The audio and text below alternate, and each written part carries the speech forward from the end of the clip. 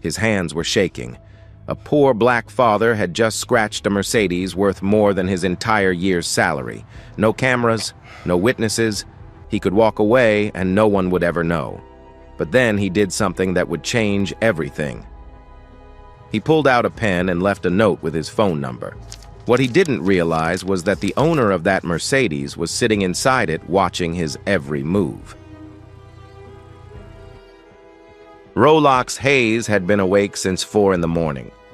Sleep never came easy anymore, not since Linda passed 3 years ago. The medical bills from her cancer treatment had swallowed everything. Their savings, their house, his engineering career. Now he worked 2 jobs just to keep a roof over his son's head, and even that was slipping away.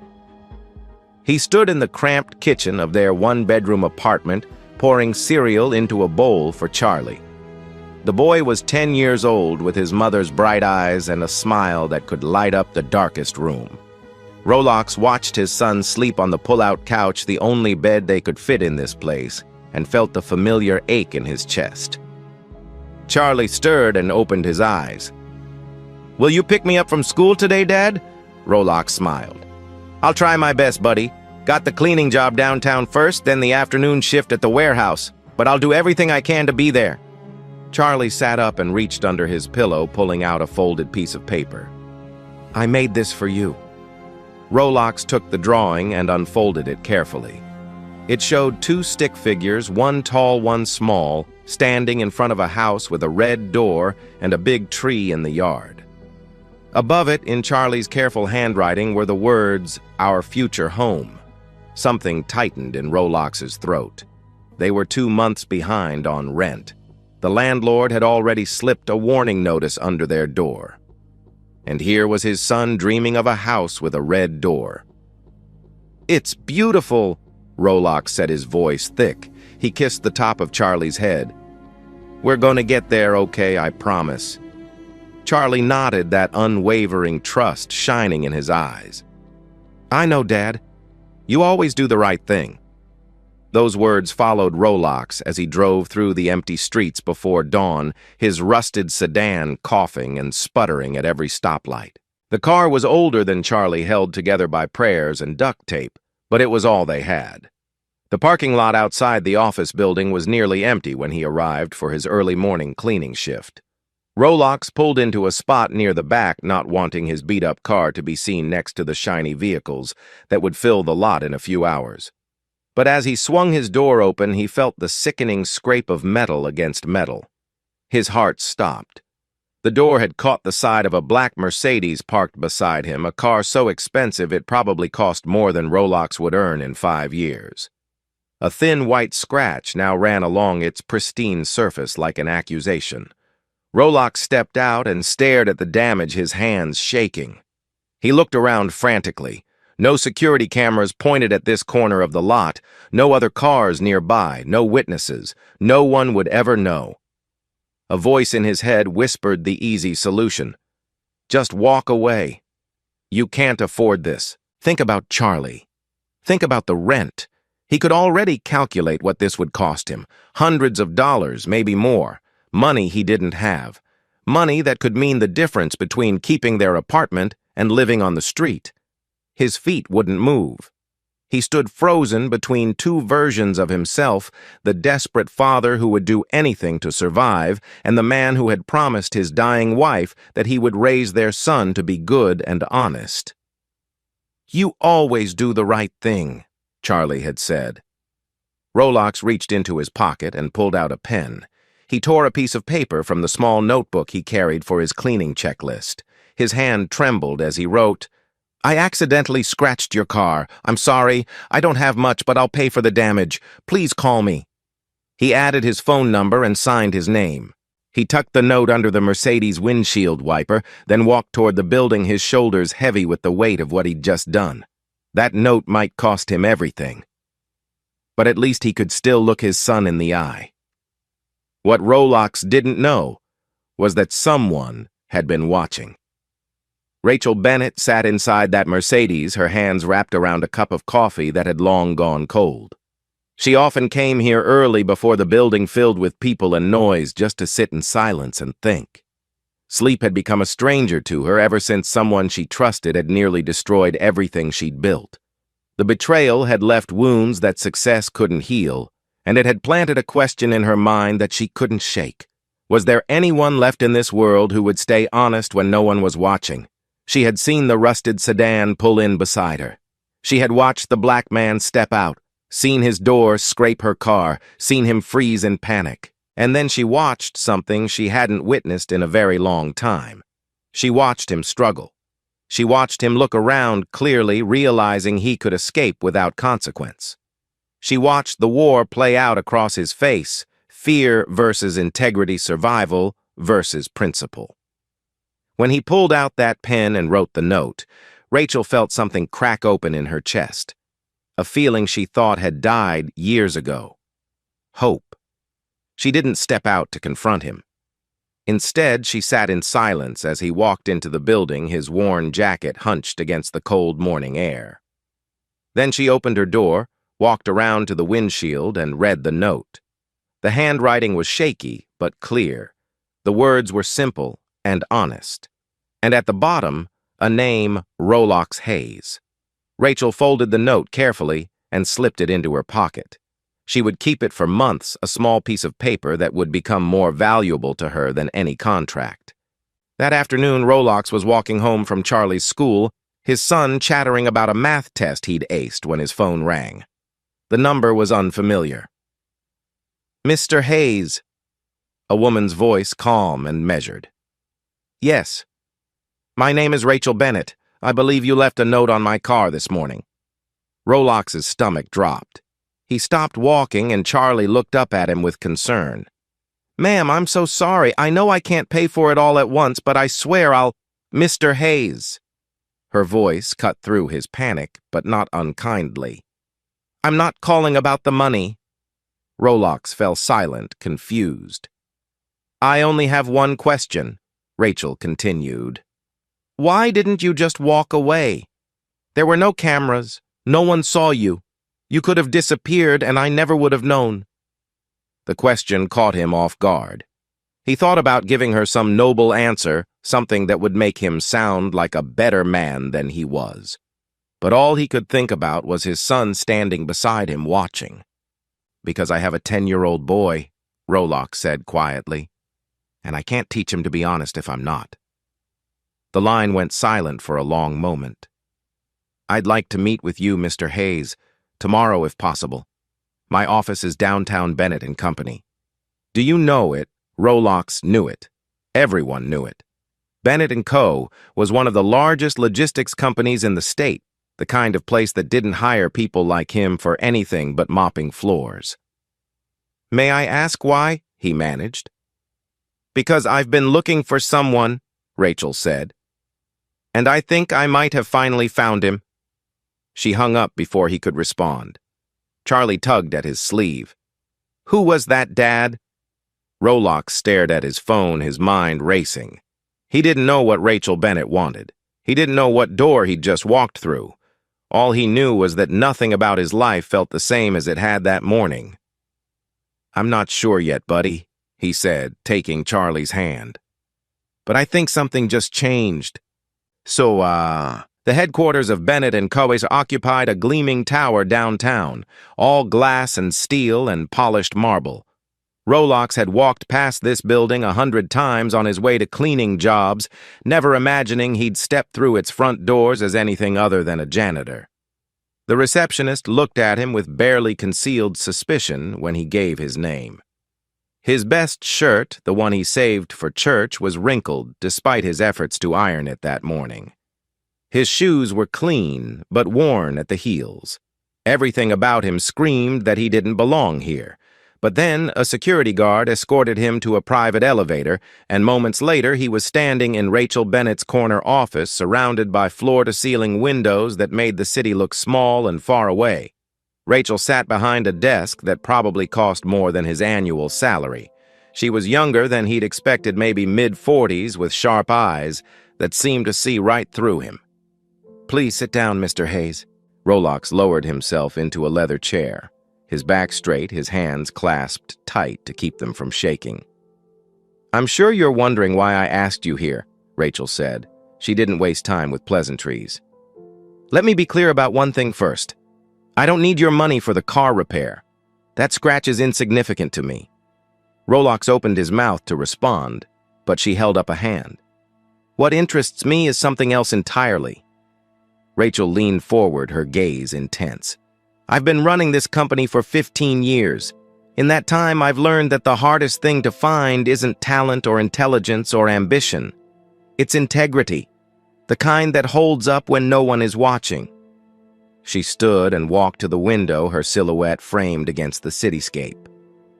2 years ago, I trusted someone completely. His name was Marcus. He was brilliant, charismatic, everything you'd want in a leader. He was my COO, and I was grooming him to take over the company someday. Her voice hardened. He nearly destroyed everything I built, fraud, embezzlement, all while smiling at me across the conference table. Rachel turned back to face him. "Since then, I've interviewed countless candidates for a leadership position I'm trying to fill. People with impressive degrees, perfect track records, all the right answers. But I can never shake one question. What would they do when the stakes are high and no one is looking?" She walked back to her desk and picked up something small. Rolox recognized it immediately, the note he'd left on her windshield. "Then I saw you in that parking lot," Rachel continued. "I watched you realize you could walk away. I saw the fear on your face, the calculation. You're not stupid, Mr. Hayes. You knew what that repair would cost you. And you wrote this note anyway." Rolox found his voice. "Ma'am, I appreciate you not being angry about the car, but I still don't understand what you want from me. I want to offer you a job." Rachel set the note down. 90 days working in our warehouse operations, starting at the bottom. No special treatment, no protection. If you prove yourself, not just your skills, but your character, I'll consider you for something more. The words didn't make sense. Rolox had been an engineer once before everything fell apart. He'd designed systems, led teams, solved problems that most people couldn't even understand. But that felt like another lifetime, another man's story. "Why me?" he asked. "You don't know anything about me. I could be anyone." Rachel's expression didn't waver. "You're right. I don't know you. I don't trust you. What I'm offering isn't trust, it's a chance to earn it. What you do with that chance is entirely up to you." Rolox thought about Charlie, about the drawing of their future home with the red door, about the rent they couldn't pay and the life he'd promised his son. "I'll do it," he said. Rachel nodded as if she'd expected nothing less. "Report to the warehouse Monday morning. Ask for Troy Jensen. He's the operations manager. He'll show you the ropes." She extended her hand and Rolox shook it. Her grip was firm, businesslike. "One more thing, Mr. Hayes." Rachel's eyes locked onto his. "The next 90 days will test you in ways you can't imagine. There will be moments when doing the right thing feels impossible, when the cost seems too high. I need to know, are you prepared for that?" Rolox met her gaze without flinching. "I've already lost almost everything, Ms. Bennett. The only thing I have left is who I am. I'm not willing to lose that, too." For the first time, something flickered across Rachel's face.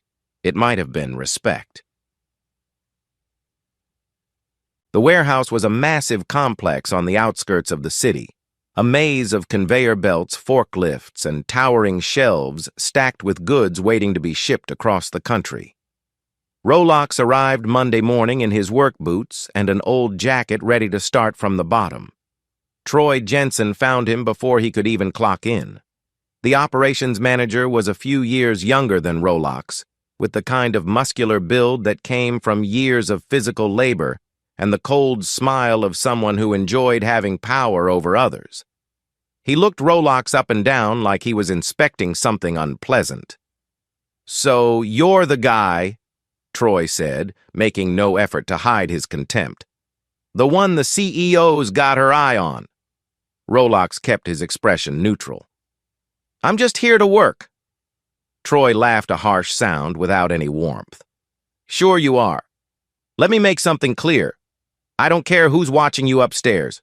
Down here, you're nobody. You'll do what I say when I say it. Got it? Got it. Troy assigned Rolox to the loading dock, the hardest and most dangerous section of the warehouse. While other workers rotated through different stations, Rolox spent his days hauling heavy crates, working in the freezing cold of the refrigerated section and handling equipment that more experienced employees avoided. The other workers kept their distance. Word had spread that the new guy had some kind of connection to the CEO, and no one wanted to get caught in whatever game was being played. Rolox ate lunch alone, worked in silence, and went home every night with his muscles screaming and his hands raw. But he never complained. He showed up early, stayed late, and did every task Troy threw at him without a word of protest. This only seemed to make Troy angrier. "What's your angle?" Troy cornered him one afternoon, his voice low and threatening. "You think if you play the perfect little worker, she's going to promote you over people who've been here for years?" Rolox looked at him steadily. "I'm not playing any angle. I needed a job. She offered me one. That's all." Something ugly flashed in Troy's eyes. Rolox recognized it, the look of a man who saw his own past in someone else's face and hated what he saw. Troy had climbed out of poverty, too. Rolox learned that from the other workers, the ones who whispered when Troy wasn't around. He'd started at the bottom of this very warehouse, fought his way up through every dirty trick and political maneuver he could manage. He'd sacrificed everything, friendships, principles, maybe even his own soul, to get where he was. And now, here was Rolox, a man who'd lost everything but still held on to his integrity, catching the attention of the CEO without even trying. To Troy, that wasn't just a threat. It was an insult. 3 weeks in, Rolox came home after midnight to find Charlie already asleep. On the kitchen table sat a math test with a bright red A at the top and a note in Charlie's careful handwriting. "I did it, Dad." Rolox sank into a chair and stared at the paper. His son was thriving despite everything, despite the cramped apartment, the empty refrigerator, the father who was never home. Charlie still believed in him, still trusted that everything would work out. The weight of that faith pressed down on Rolox's chest until he could barely breathe. What if he was wrong? What if this job led nowhere? What if he was just fooling himself, thinking that doing the right thing would ever be rewarded in a world that seemed designed to punish people like him? He put his head in his hands and let the exhaustion wash over him. But he didn't cry. He couldn't afford to fall apart. Not yet. The discovery came in week 4. Rolox had always had an engineer's eye even when he was doing manual labor. He noticed patterns, spotted inefficiencies, saw problems that others missed. It was a skill he'd stopped thinking about, buried along with everything else from his old life. But as he worked the warehouse floor day after day, something kept nagging at him. The main conveyor system, the one that ran through the center of the facility, was making sounds it shouldn't make. Subtle vibrations, occasional stutters, the kind of warnings that most people would ignore or dismiss. Rolox didn't ignore them. He spent his breaks observing the system, mentally tracing the mechanical pathways, listening to the rhythm of the machines. And what he found made his blood run cold. A critical bearing in the main drive unit was failing. If it gave out while the system was running at full capacity, the belt could snap, sending metal fragments flying through the warehouse like shrapnel. People could be seriously hurt. Someone could die. Rolox knew he should report it, but he also knew what that would mean. He was a warehouse worker with no official qualifications, no standing, no authority. Going over Troy's head would be seen as insubordination, at best a direct challenge at worst. He thought about staying quiet, about keeping his head down and letting someone else deal with it. But every time he closed his eyes, he saw the workers on the floor, some of them fathers like him, people with families waiting for them to come home. He filed the report anyway. Troy was furious. "Who do you think you are?" he demanded, cornering Rolox in the break room. "You've been here a month, and you think you know more than our maintenance team. More than me. I'm not trying to... You're trying to make me look bad. Troy cut him off. "That's what this is about. You want to climb over me to get to her." Rolox shook his head. "I just don't want anyone to get hurt." But Troy was beyond listening. He filed his own report dismissing Rolox's concerns as the paranoid ravings of an unqualified worker. The matter should have ended there. Except Rachel Bennett had been watching. She always was. A week later, a team of external engineers inspected the conveyor system. They found exactly what Rolox had described, a failing bearing that could have caused a catastrophic accident. The repair was ordered immediately. No one thanked Rolox. No announcement was made, but something shifted in the way Rachel looked at him when she passed through the warehouse on her inspections, and Troy's hatred burned even hotter. The revenge came in week 7. A shipment of high-value electronics was damaged during transport, thousands of dollars in losses. The investigation pointed to improper loading procedures, and Troy made sure all the evidence led straight to Rolox. "He was the last one to handle those crates," Troy told the investigators, his voice dripping with false regret. "I tried to give him a chance, but some people just aren't cut out for this work." Rolox was suspended pending a full review. He walked out of the warehouse that day knowing that everything was about to collapse. If he was found guilty, he'd have to pay for the damages money he didn't have. He'd lose this job, and with it, any chance of building a better life for Charlie. The rent was now 3 months overdue. The landlord had stopped leaving notices and started leaving threats. That night, Charlie found Rolox sitting at the kitchen table staring at nothing. "Dad," the boy's voice was small, uncertain. "Are you in trouble?" Rolox looked at his son, this beautiful child who still believed the world made sense, who still trusted that good people were rewarded and bad people were punished. He wanted to lie to protect Charlie from the ugly truth. But he'd built their whole relationship on honesty. He couldn't abandon that now. "Someone at work is blaming me for something I didn't do," Rolox said quietly. "I might lose my job." Charlie was silent for a long moment. Then he asked the question Rolox had been dreading. "Did you do the right thing, Dad?" Rolox's voice cracked. "I tried, buddy. I really tried." Charlie crossed the room and wrapped his arms around his father. "Then you didn't lose," the boy whispered. "You always tell me as long as we do what's right, that's what matters. Even if nobody else sees it." Rolox held his son tight, feeling the weight of those words settle into his bones. Charlie was right. He knew Charlie was right, but knowing it and believing it were two different things. The demonstration was scheduled for week 11.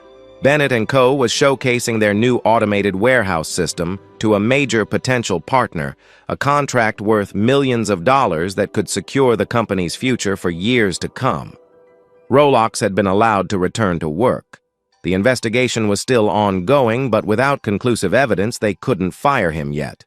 Troy had made sure to assign him to the most insignificant position possible, a monitoring station, far from the action where he couldn't cause any trouble. The warehouse floor gleamed under bright lights. Executives in expensive suits walked alongside Rachel Bennett as she explained the system's capabilities. The machinery hummed, conveyor belts glided smoothly, and robotic arms sorted packages with mechanical precision. Everything was perfect, until Rolox heard it. That sound, the subtle vibration he'd noticed months ago. It was worse now, a grinding undertone beneath the mechanical rhythm, a warning that something was very, very wrong. His eyes snapped to the main conveyor system. The belt was moving faster than normal, pushed to its limits for the demonstration. And the repair that had been ordered, he could see it now, had only been a temporary fix. The bearing was failing again, and under this kind of stress, it could go at any moment. If it failed now, with dozens of people standing on the warehouse floor, the results would be catastrophic. Rolox looked around frantically. Troy stood near the VIP group, all smiles and confidence. No one else seemed to notice anything wrong. He could stay quiet. Let the demonstration finish. Hope that nothing happened. If the system held together for just another hour, the deal would be signed and everyone would go home happy. But if it didn't hold together, if that bearing gave out while Rachel Bennett and her guests were standing 20 feet from the conveyor line, people could die. Charlie's voice echoed in his head. "Did you do the right thing, Dad?" Rolox didn't think. He moved. "Stop the system!" he shouted, running toward the emergency controls. "Everyone get back! Shut it down now!" The machinery ground to a halt. The lights flickered. Silence fell over the warehouse like a suffocating blanket. Every eye in the room turned to Rolox, the suspended worker, the troublemaker, the nobody who had just destroyed the most important demonstration in company history. Troy's voice cut through the silence, dripping with satisfaction. "Security, get him out of here. He's clearly lost his mind." Rolox stood his ground as guards approached him. His career was over. His reputation was destroyed. He would probably face charges for sabotage, owe money he could never pay, lose the apartment, lose everything. But as he looked across the warehouse floor at the conveyor system that could have killed someone today, he felt something unexpected settle in his chest. Peace. He had done the right thing, and even if no one ever knew it, even if it cost him everything, that was enough. They put Rolox in a small room with white walls and a single window that looked out onto the parking lot. He sat alone, waiting for someone to come tell him his fate. Through the glass, he could see his rusted sedan still parked in the same corner where this whole journey had begun 3 months ago. His mind drifted to Charlie. The boy would be getting out of school soon, expecting his father to pick him up. Instead, Rolox would have to go home and explain that he'd lost everything. Again. That the promise of a better life had been just another illusion. He thought about Linda, about the last words she'd spoken before the cancer took her. "Raise him right," she had whispered, her hand weak in his. "Show him what a good man looks like." Had he done that? Or had he just been foolish, clinging to principles that the world didn't reward? Maybe Troy was right. Maybe the only way to survive was to play the game, to compromise, to become someone else. The door opened. Rolox expected security guards, maybe a lawyer with paperwork for him to sign. Instead, Rachel Bennett walked in alone. Her expression was unreadable. "The engineering team finished their analysis," she said, closing the door behind her. Rolox braced himself. "The bearing you identified was seconds from catastrophic failure." Rachel's voice was steady, but something in her eyes had changed.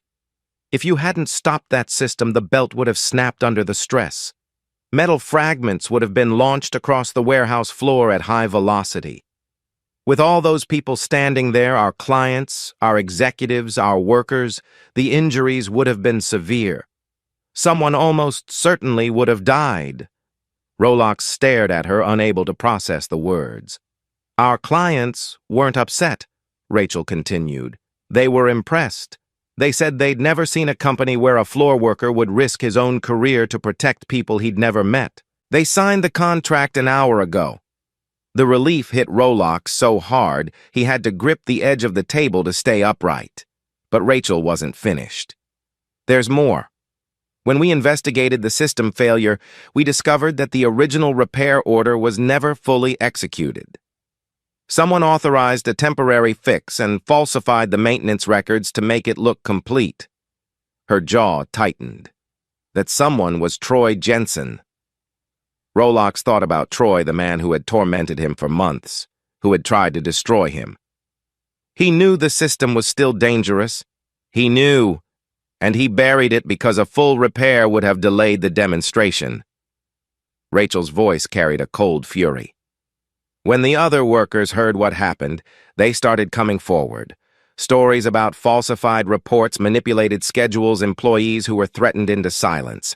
Troy's been running this warehouse like his personal kingdom for years. She sat down across from Rolox, her posture softening slightly. "He's been terminated. There may be criminal charges depending on what the investigation uncovers." Rolox should have felt vindicated. He should have felt triumphant. Instead, he just felt tired. tired and sad for a man who had climbed out of poverty the same way Rolox had, but somewhere along the way had lost the most important part of himself. "Mr. Hayes," Rachel reached into her jacket pocket and pulled out something small and worn. "Do you remember this?" It was the note. The apology he'd written 3 months ago, the handwriting shaky, the paper creased from being folded and unfolded many times. "I've kept it with me every day since that morning in the parking lot," Rachel said. "Every time I doubted myself, every time I wondered if I was wasting my time looking for something that didn't exist anymore, I'd read these words and remember what I saw." She set the note on the table between them. "I watched you that day, Rolox. I saw you realize you could walk away without consequences. I saw the fear on your face, the calculation, and I saw you choose honesty anyway when it would have been so much easier to choose survival." Her eyes met his, and for the first time, Rolox saw vulnerability there. "For 2 years, I've been trying to rebuild my faith in people. Marcus nearly killed that faith. But you, a man with nothing, a man who had every reason to cut corners and look out for himself, you showed me that integrity still exists. Not the kind people perform when they know they're being watched. The real kind. The kind that holds up in the dark." Rolox didn't know what to say. He'd never thought of himself as special. He'd just tried to be the man his son believed he was. "The position I mentioned when we first met," Rachel said. "Director of Operations. It's yours if you want it."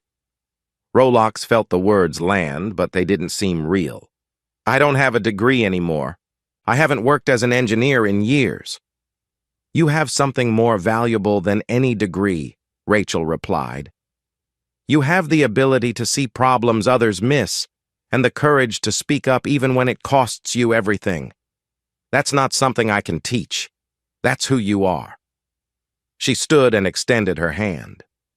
"What do you say, Mr. Hayes?" Rolox looked at her hand, then at the note on the table, then out the window at his rusted sedan. 3 months ago, he'd been a desperate man scraping by on cleaning jobs and warehouse shifts, wondering if he'd be able to keep a roof over his son's head. Now he was being offered a chance to rebuild everything he'd lost. He shook her hand. "I say yes." 6 months later, the note found a permanent home. Rachel had it framed and mounted in the lobby of Bennett & Cobras right next to the company's mission statement. Beneath it, a small plaque read, "Do the right thing even when no one is watching." Rolox passed it every morning on his way to his office, a real office with his name on the door. He'd moved with Charlie to a 2-bedroom apartment in a safer neighborhood, nothing fancy, but there was space for Charlie to have his own room. The drawing of their future home with the red door now hung on the refrigerator, a reminder of where they were headed. On a warm Friday afternoon, Rolox left work early to pick Charlie up from school. The boy came running across the playground, his backpack bouncing, his face lit up with that smile that still reminded Rolox of Linda. "Dad," Charlie threw his arms around his father. "Guess what? I got an A on my science project." Rolox laughed and hugged him tight. "That's my boy. What do you say we celebrate ice cream?" "Yes." Charlie grabbed his father's hand as they walked toward the car. Then suddenly the boy stopped and looked up at him with an expression that was older than his 10 years. "Dad, I'm proud of you." The words hit Rolox harder than any promotion or job offer ever could. He knelt down so he was at eye level with his son. "Why's that, buddy?" Charlie shrugged as if the answer was obvious. "Because you always do the right thing, even when it's hard. That's what makes you the best dad." Rolox pulled his son into another hug, blinking back the tears that threatened to fall. 3 months ago, he'd stood in an empty parking lot with nothing but his integrity and a prayer. He'd been so sure that doing the right thing would cost him everything. Instead, it had given him back the only thing that mattered. As they drove home, Rolox thought about all the moments that had led him here. The scratch on the Mercedes. The note he'd almost walked away from. The bearing he'd noticed when no one else did. The system he'd stopped when every instinct told him to stay silent. None of those choices had felt heroic at the time. They'd felt terrifying, costly, foolish even. but they'd led him here. To this car, this moment, this boy holding his hand. And Rolox finally understood the truth he'd been teaching Charlie all along. When you do the right thing in the darkness, sometimes the most important person is already watching. So here's my question for you. Have you ever been in a situation where doing the right thing felt like it would cost you everything? I'd love to hear your story in the comments. And if this story moved you, if it reminded you that integrity still matters in this world, then do me a favor, hit that subscribe button and turn on notifications. Every week I share stories about ordinary people who make extraordinary choices, people who prove that character isn't about the big moments everyone sees, but about the small ones when no one's watching. Because here's the truth Rolox learned, and maybe it's one we all need to remember. Your integrity isn't just about who you are. It's about who you're teaching others to become.